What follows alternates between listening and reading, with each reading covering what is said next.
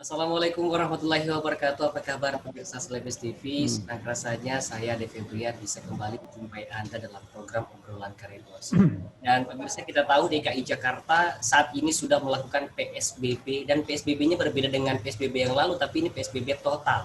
Kenapa? Karena memang masih banyak masyarakat yang tidak patuh terhadap protokol kesehatan dan banyaknya muncul klaster-klaster baru. Lantas bagaimana dengan Makassar? Nah, kemarin sempat juga pemerintah Kota Makassar membuat suatu gerakan justisi yang mana memang harus lebih taat pada protokol kesehatan dan bahkan bisa sampai didenda jika tidak mengenakan masker.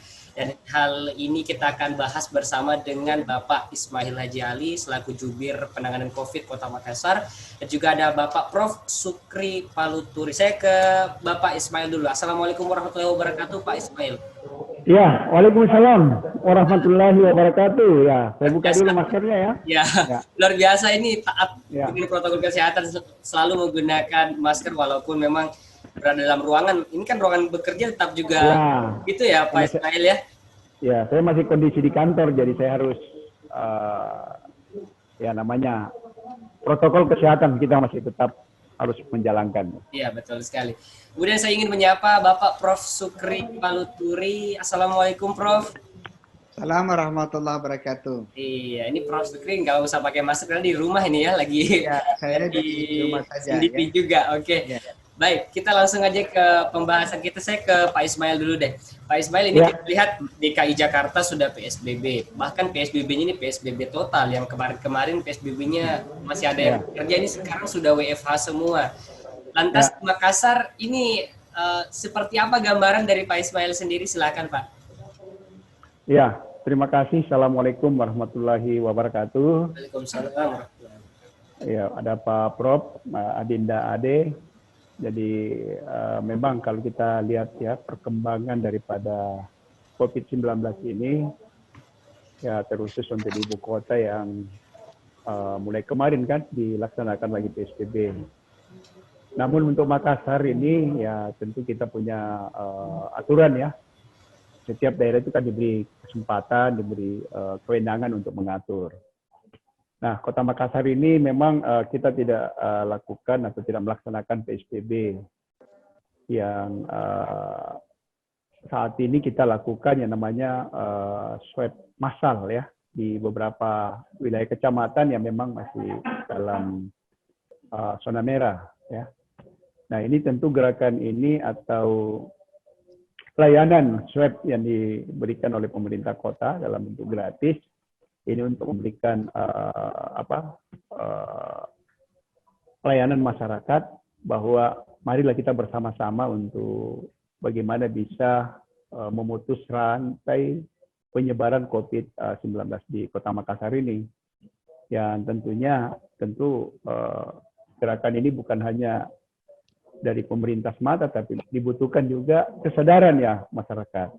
Karena tentu yang mau di swab di sini ya tentu diminta kerelaan masyarakat kalau memang meragukan dirinya, karena di sini juga diharapkan orang-orang yang di swab ini ya mungkin merasa pernah berinteraksi atau pernah ada di kawasan-kawasan di ruang-ruang publik, kalau itu mungkin tanpa gejala ya.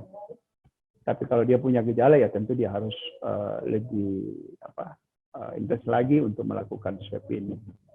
Yang kalau umpamanya menjadi reaktif, ya tentu lakukan penanganan, apakah dalam bentuk isolasi mandiri atau harus dirawat kalau dia punya gejala ya atau ada keluhan. Nah ini tentu yang membedakan ya dengan Jakarta yang mungkin yang keberapa kalinya ya dilakukan. Nah untuk Makassar ini ya pertimbangan yang dilakukan pemerintah kota ya melakukan swab massal. Ya tentu ini tujuannya tak lain dan tak bukan untuk bisa menekan atau bisa memutus mata rantai daripada COVID-19 di Kota Makassar. Saya kira itu. Baik, terima kasih Pak Ismail. Saya ke Prof. Sukri. Prof. Sukri, kalau dilihat DKI Jakarta kemarin PSBB ada, terus ada PSBB transisi, sekarang PSBB total. Nah, untuk Kota Makassar, bukan tidak mungkin Kota Makassar juga bisa menerapkan sama dengan yang dilakukan oleh DKI Jakarta jika masyarakat Kota Makassar ini masih tidak patuh terhadap protokol kesehatan. Pendapat Prof ini seperti apa, Prof? Oke, baik. Terima kasih, Mas Ade. Yang pertama, saya ingin mau menyampaikan bahwa COVID-19 ini memiliki keunikan. Ya. Ya. Jadi, COVID-19 adalah penyakit menular. Keunikannya adalah bahwa siapa yang tidak taat sama protokol kesehatan, mereka ini adalah orang yang beresiko di dalam hal penularan COVID-19. Jadi yang dibutuhkan adalah kepatuhan dan konsistensi. Ya. Ya, kita harus konsisten untuk terhadap protokol kesehatan.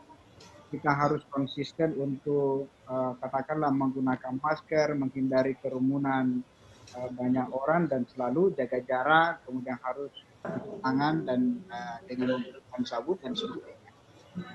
Kalau kita tidak konsisten menjalankan prinsip-prinsip daripada protokol kesehatan itu, maka kita semua adalah orang-orang yang berisiko.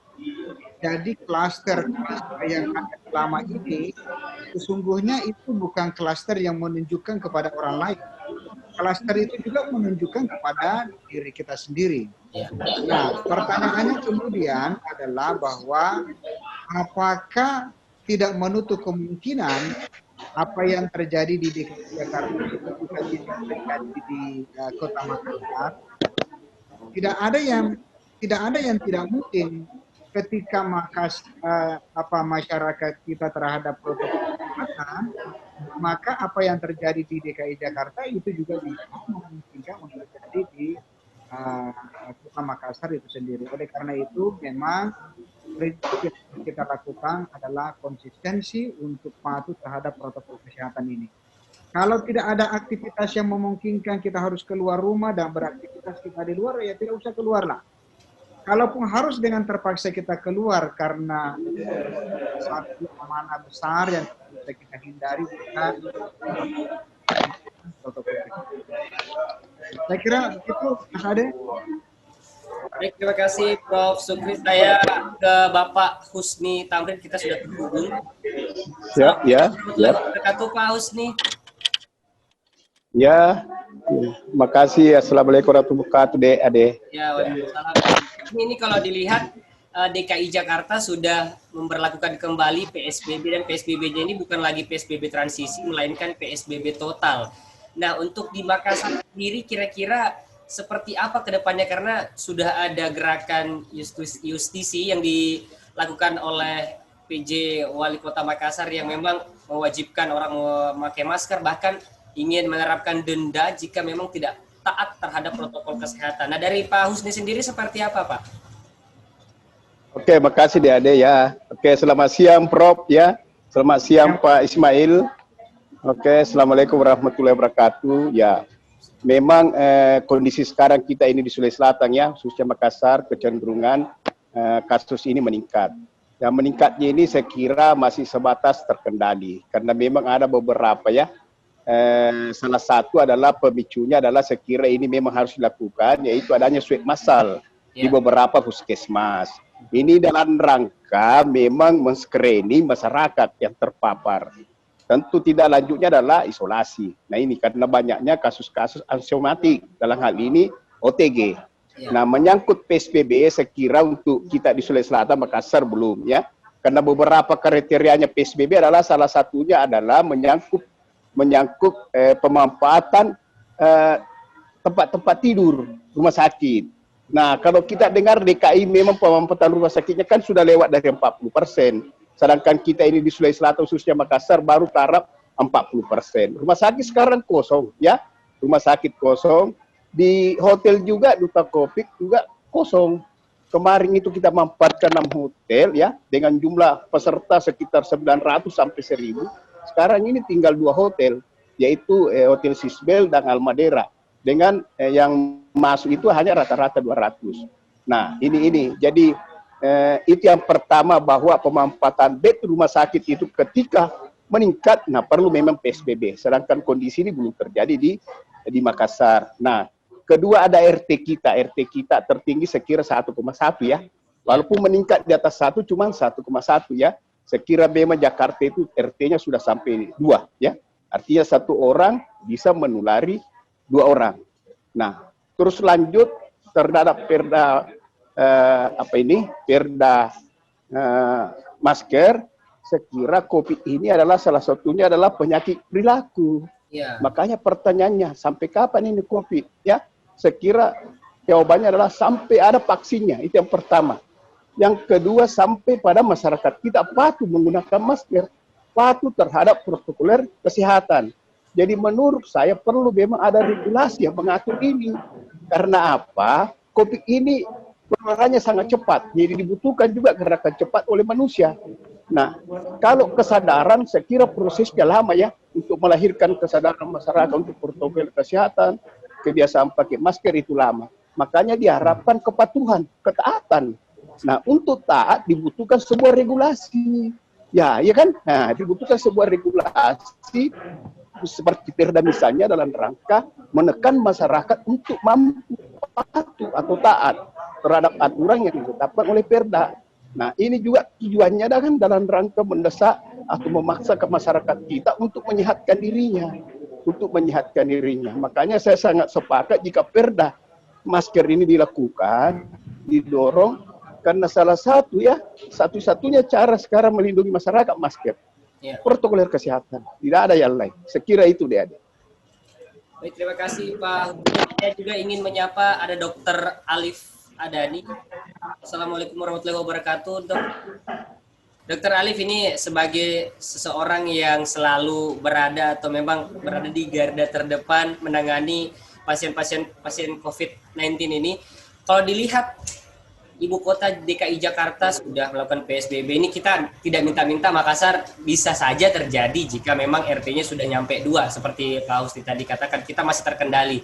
Nah, untuk menekan laju dari ketidakpatuhan masyarakat tidak mengenakan masker, kan sekarang sudah ada denda mulai dari 100.000 hingga puluhan juta. Nah, kalau seperti itu dari Dr. Alif sendiri seperti apa?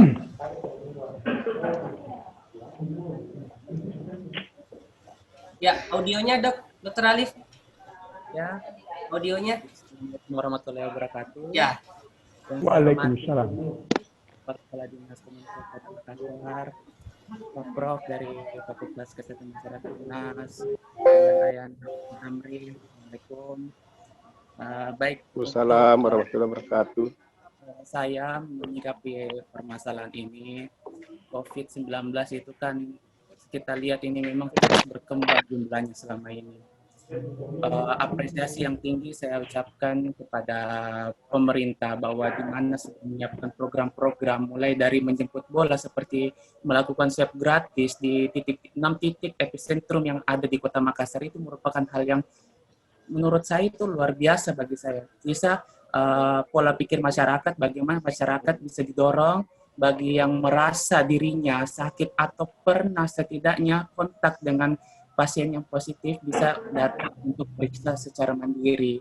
Itu merupakan dorongan nurani. Itu susah dirubah sebenarnya, tapi setidaknya ada program ini bisa membantu menekan dan meningkatkan tracing terhadap pasien-pasien yang terkonfirmasi itu. Adapun program mulai dari dilakukannya sanksi atau punishment terhadap masyarakat yang di luar sana belum menggunakan masker, tetap juga kita apresiasi secara tinggi program pemerintah tersebut. Hal itu kenapa? Karena memang masyarakat itu merupakan sekarang ini garda terdepan. Petugas kesehatan, tenaga medis itu sekarang sudah mundur di belakang. Jadi kita harapkan masyarakat sekarang lebih patuh dan adanya program pemerintah seperti mengeluarkan perda masker ini, perda dengan denda masker ini, diharapkan masyarakat lebih patuh terhadap protokol kesehatan yang diterapkan untuk mencegah supaya peningkatan pasien terkonfirmasi itu sendiri bisa berkurang. Saya juga sebagai tim medis, kita juga tidak mengharapkan adanya PSBB. Artinya kalau ada PSBB kan berarti pasien bertambah banyak, di mana kapasitas rumah sakit pun sudah mulai full begitu. Itu yang tidak kita harapkan dari tenaga medis. Maka saya harapkan sinergitas antara pemerintah melalui peraturan-peraturan yang dituangkan oleh Perda dan masyarakat yang saling membantu dan saling mengingatkan bahwa pentingnya protokol itu saya harapkan sangat penting.